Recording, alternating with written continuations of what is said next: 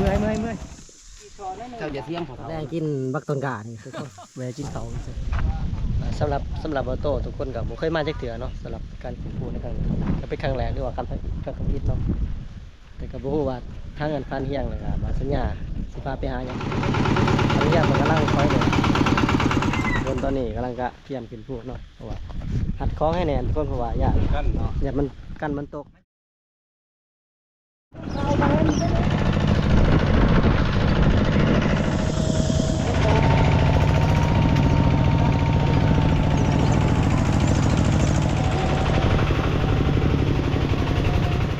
ตอนนี้ก็เดินทางมาหอตีนผูกแล้วเนาะเส้นทางขึ้นผูกทุกคนนี่อ๋อต้องอันตรายขนาดทุกคนแต่ไปบนสำนักเลยคือว่ามากไปได้ทุกคนก่อนจะขึ้นผูกนี่ต้องมัดก่อนทุกคนนี่จุ่งขึ้นเลยใจว่าได้ปะอันนี้มือผู้นึงอันนี้มือผู้นึงนี่แต่บจุ่งนี่ทุกคนตอนนี้พร้อมเดินทางเนาะ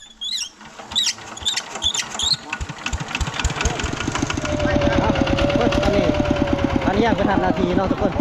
ทำนาทีเป็นซูเปอร์เนาะสำหรับมือ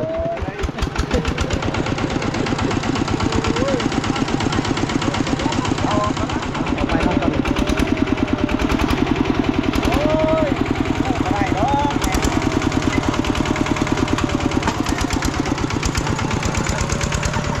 ออกเดินทางไปออกเดินทางกับบัสเนี่ยทุกคนยากขนาดเลยการเดินทางเป็นตัวดูนะโอ้ยับโอ้ทุกคนกระจุกลากกระจุกต้องล้างกันโอ้มาเลยโอ้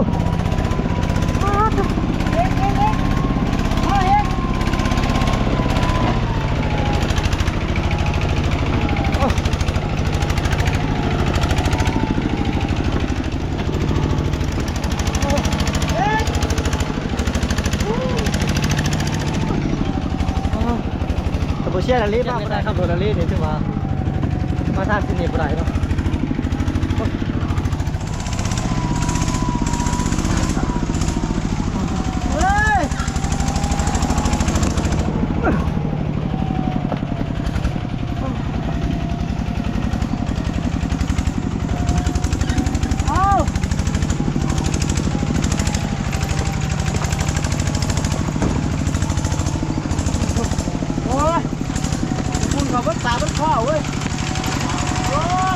มันบุวิดเลยทุกคน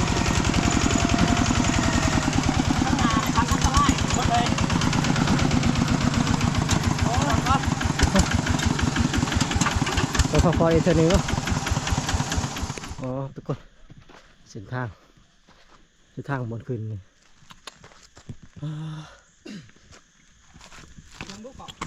ถือว่าหยาบแห้งเลยทุกคนโอ้โหตัวอะไรยางขึ้นโต๊ะเปล่ายังพอแห้งเลยตอนนี้ก็ทั้งรถจุ่งขึ้นเป็นยังไงขึ้นขนาดง่ายขึ้นยังพอแห้งเลยง่ายได้การที่อย่างนี้สุดยอดนี่ทุกคนขับรถนี่พอได้เก่งไรคือว่าโบเซียนถ้าได้ชนเองนี่มาบ่ได้ทุกคนตรงเซียนอะไรเราสำนักทางอีกอยู่เนาะแม่นละ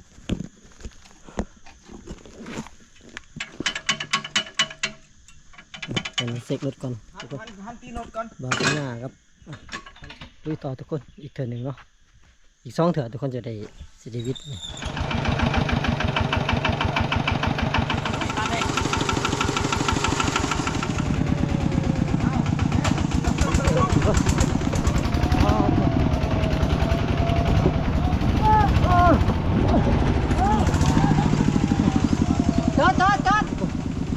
มาดูทางขึ้นมัน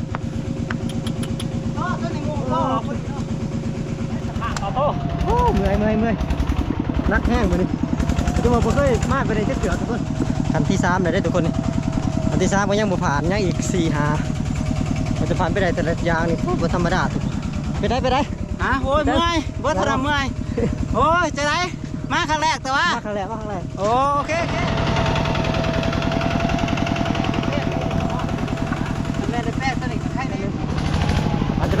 อนตอนนี้โอ้ชูมาไม่ถูกคนยังอยู่จะดึงจะพามทำอะไร6 คน 7 คนมันทุกคนครับบ่หอดเอา6 คนคือว่ามากกว่าไหนทุกคนรถเขาจะบุกขึ้นเนาะเป็นยังไงไม่ได้มึงจะบ่สั้นไปได้ทุกคน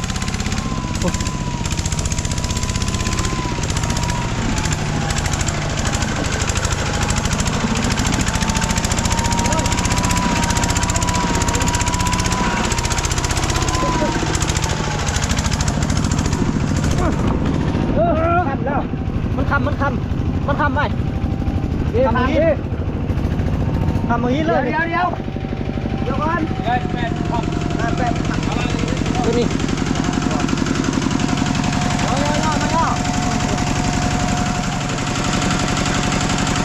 นี่ผมบอกไง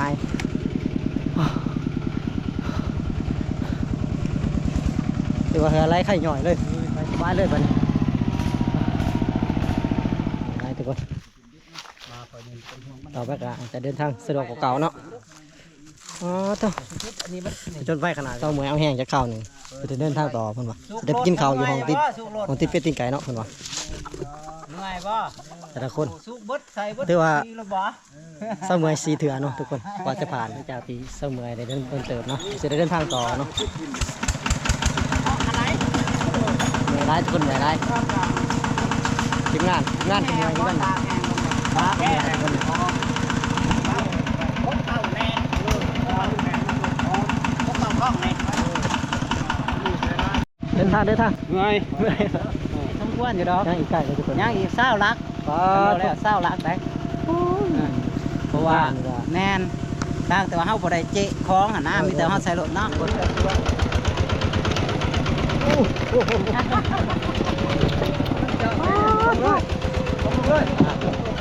เราว่าง่ายเลยทุกคนนี่ว่าซักว่าความล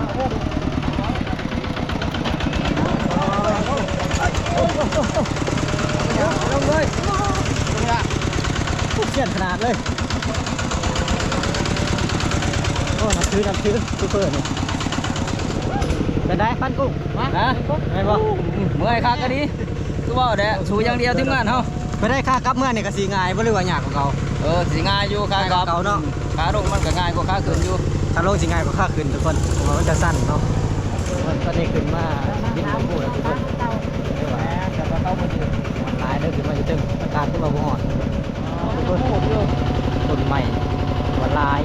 ต้นใหม่ใหญ่เลย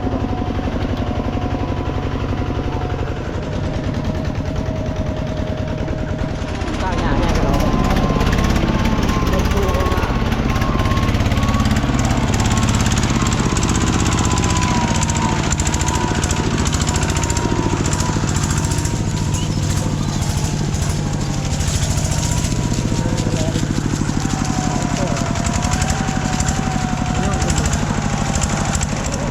คนหน้าเขาจอดได้สมัยก่อนเริ่มจากผู้เลยส่วนตอนนั้นจะเป็นบ้านเขาจอดทุกคนเลย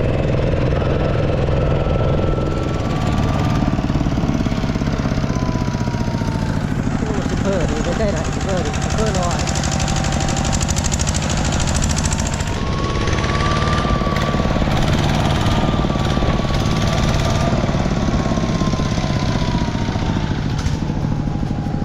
ไม่ใหญ่ทุกคนเลยจะสะอ่อน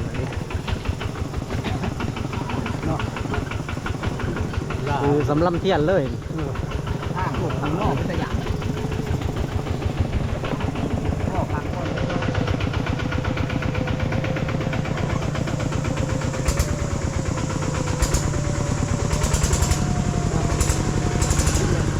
ตอนนี้เราเดินทางมาหอติดเป็ดเนาะเราจะได้ผักส้มผักแวจินเขาอีกสักนิดเนาะส้มอะไร อย่านับ หลังจากนั้นก็จะได้เดินทางต่อเนาะทางปากจะเป็นตลาดหินเนาะเป็นคุมเป็นหูขายซีมือมันเนาะคนเจาะทุกคนน้ำสะอาดใสเย็นเย็นบ่ เย็นเติมอยู่มันต้นกามันก็หอมคือกันได้ วันนี้สิกินพวกต้นกาบทุกคนเลยเราเที่ยว จะได้ลาบมาบ่ ลาบ สายน้ำนี่นี่จะเดินไล่กระดอกทุกคนเหมือนถึงไล่ดิมทักมาใช่ทุกคนสุดท้ายมันลงมาเอาหนามลงเอาหนามไปอยู่แห่งนี้นะจะเป็นจุดพักเสาเนาะทุกคนจุดพักเสาของชาวบ้านเนาะที่เขาเจ้าเดินทางมาเพราะว่ากว่าจะขึ้นภูมาหอดจุดนี้ก็ถือว่าใช้เวลาหลายสมควรเลยทุกคนเป็นอย่างความอิดเมื่อยแล้วก็ความโวยหิวเนาะเพราะว่าตอนนี้เขาลงเขาขึ้นมาตั้งแต่6 โมงเช้าทุกคนตอนนี้ก็ประมาณ12 โมงกว่าทางทีมงานของเขาก็ได้มีการก่อกองไฟเนาะทุกคนทำอาหาร คนพ่อนายพ่อนป่า กินกาแฟ ล นะ ง พ่อ มาเลยก็สิเมื่อยแห้งทุกคนเอาปากไปงับแลนมาสุดทางพอเอาเพิ่นขึ้นรถเพิ่นก็บ่ยอมขึ้นเลยนี่ต้นลงมัด ใช้รถไง นัวอาหารเที่ยงทุกคน พูนไปพูนไป มีปิ้งไก่เนาะ พูนแหละ ปิ้งไก่ กินไก่ใหญ่เลย พันเที่ยงไปซื้อมันตลาดหน่อยมาทุกคนกินข้าวกันนี่อาหารเที่ยงนี่ปิ้งไก่แล้วก็หม้อไก่แจ่วพริก อยู่บางน้ ผักน้ำทุกคนกินกลางปลาล้านที่เลยกินกลางทางเลย เด็ดช่วงขาดอีกเด้อไปเที่ยวนี่ จับพิษนับเช้าเลยบ่ท่านต่อการยังถึงนั่นใหม่หัว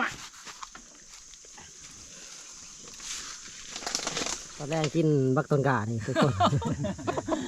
อาจจะดังมีแต่สิกินแต่หม้อต้นยังได้ได้เนี่ย ทุกคนหลังจากที่เฮากินข้าวแล้วเนาะเฮาก็จะได้นั่งพักผ่อนเอ้าเช้ามีแห้งจะเข้าหนึ่ง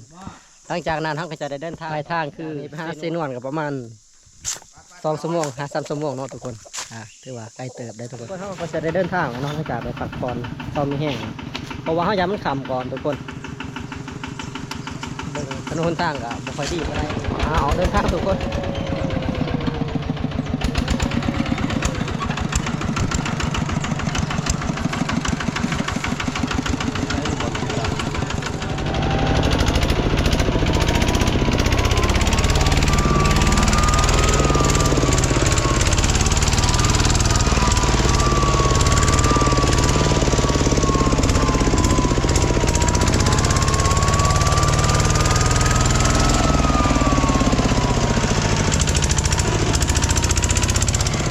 ปีนี้ไปจะเทืออะไรเสร็จ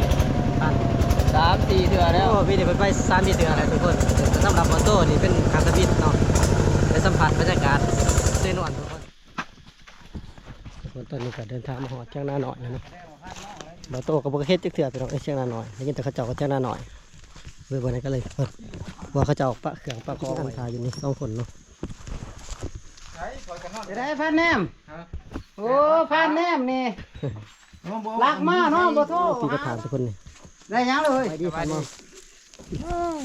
วานเนาะเจ้าเนาะทุกคน หน่อยนึง ำพอได้มันตาย โตคล้ายๆกระปอบเนาะคล้ายกินกาแค่บ่แม่นกินกาได้ทุกคน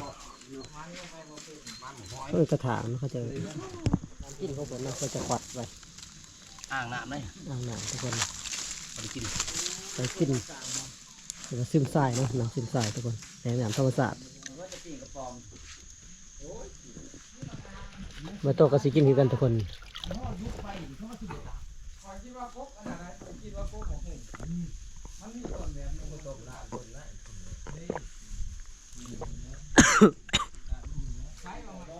หิวข้าวอีกแล้วบ่ซิมยังไงฮะกระป๋องก้ายังมีอันหนึ่ง สำหรับสมาชิกที่มาลองกันเนาะทุกคนประมาณรวมๆแล้วประมาณ10 คนเนาะ หัวหมวดมาไป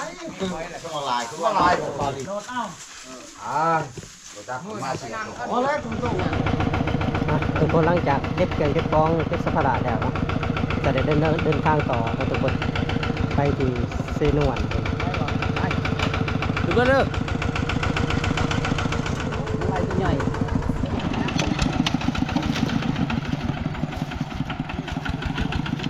ทำที่หลอก ทุกคนพาทุกคนมาเบิ่งทำเนาะบอกเขาเจะนอนเนี่ยทุกคนดิมีไหมมีแปนเนาะเขาเจะปูไว้ อันนี้เขาเอามาทำที่หลอก ทำพี่ดอกบ่ แม่น เขาสัญญาว่าทำพี่ดอกทุก เพ ค ราะ น ว่าถ้าเทิงนี่มีแต่คุ้มพี่มัน โอ้ทุกคนเขาเจะพังพี่บ่ บอพี่แบบอันแต่ศึกสงครามตะกี้ โอ้พี่จะเข้าศึกสงครามเข้าฝรั่งเศสทุกคนมีทุกคนอยู่นี่เป็นหาง น่าจะเป็นหางเขาเจ้าอย่างเนื้อสัตว์เนาะมันเป็นหมูหรือว่าผ่านสีนผ่านเนาะเขาจะได้มาเขาจะก่อไฟทั้งหลุมขังทั้งคืนทุกคนตอนนี้ก็หอดถ้าลงเส้นนวลแล้วทุกคนเราก็จะได้เอาสปอร์ตไลท์มาสิ่งของเนาะผ่านเฉย นี่ท้องทาง ทุกคนตอนนี้ก็ได้เขาก็ได้เวลาเก็บของเนาะเก็บของไปลงลำเส้นนวลที่เก่าเนาะทุกคนพอเบอร์โต้ก็ได้มาสัมผัสครั้งแรกน้องทุกคนบรรยากาศแบบนี้ ต้องที่ได้ในค่ายไปได้ได้แต่เอาแม่มาผัดยูจะเจาะแล้วรับปกปลดกินท่านกุ้งบ่โยมบ่ไปป้าอยู่คุณนี่ตา ว่าทุกคนลงลำเส้นนวลไปเบิ้งนะกันทุกคนว่ามันจะเป็นจะได้สำหรับเส้นนวลแถวนี้มันจะคือเส้บาททางอยู่บ้านนอกจะคือเส้คำซอยอยู่บ้านนอกทุกคนไปดูนะกัน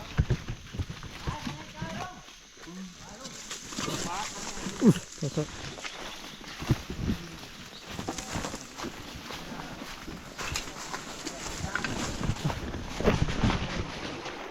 ต่อเนื้อแห้งทุกคนเนื้อไรแต่จะบวไว้ค่าสัตว์เพื่อจะมาหอดเนาะกูสภาระนั่นแหละทุกคนนักเครื่องในกระเป๋าไหนเนาะแล้วก็ยางขึ้นผู้ลงผู้ไหนเนาะเลยเป็นให้สภามาใกล้ก็ถือว่าเมื่อยแห้งยิ่งใส่บาโต้กับบ่เคยมาได้ทุกคนบ่เคยมาสัมผัสบรรยากาศแบบนี้เนาะส่วนคนอื่นเขาเจ้าเคยมากอะสิบปได้เนาะตอนนี้ก็เราก็ได้เดินทางมาหอดที่ผักแล้วเนาะทุกคนหอดแก่มหรือว่าบอนผักเนาะเขาเจ้าจะเห็นบอนย่างป้า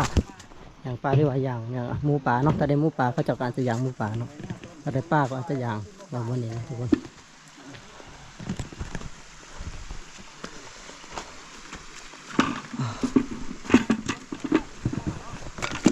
คือจะเป็นไส้หนามเลยนะครับไส้หนามแล้วตลอดปีเลยส่วนอยู่ข้างนั้นทุกคนเขาเจ้าจะเป็นแก้มหนึ่งเนาะที่เขาเจ้ามาหาป่ามาหาหลาสัตว์เนาะเขาจะได้มากอดนะทุกคนส่วนแก้มที่นี่เป็นแก้มของทีมงานของดูว่าพันเพียงเนาะนี่ทุกคนเขาเจ้าอย่างป่าเนาะป่าที่เขาเจ้าได้มากเขาเจ้าอย่างไปมันแห้งนะทุกคนเพื่อให้ป้าหนาวเนาะเพื่อยิ่งใส่ไล่วันจะได้กลับบ้านเนาะมาได้ขึ้นหนึ่ง ดีเลยต้นแตกกันบ่ มือแรงซองที่อยู่จักมือนี่ ทำไมวะนี่ มือกับแล้วมือ โอ้กันที่อยู่3 มือเนาะทุกคน บ่มีพี่มองใจ ครับ มันเบิด ยังมันแตกว่าผ่านมองหรือมันบาดสมองเขาเบิ่งแน่เลยคือแตกเนาะ ทุกคนเขาเจ้าได้ใช่ไหมนี่นี่ทุกคนเอาผาทุกคนเอาผาหรือเต่าวันเต่าน้ำทุกคนเต่าน้ำนี่มั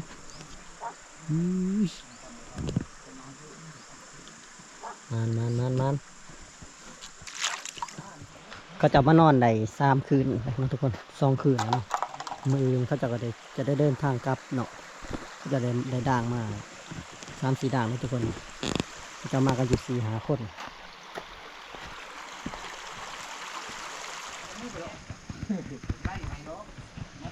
ทุกคนเขาก็มาหอดที่พักที่เศร้าแล้วนั่นตอนนี้ทางเบอร์โต้กับสิเดขอเวลาพักผ่อนเรามีแห้งจะหน่อยเนาะทุกคน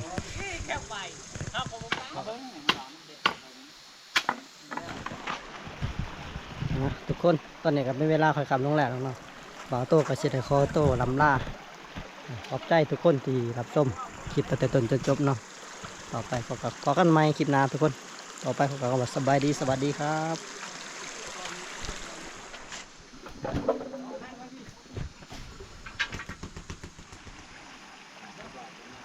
หลังจากสร้างมองแล้วเขาก็จะได้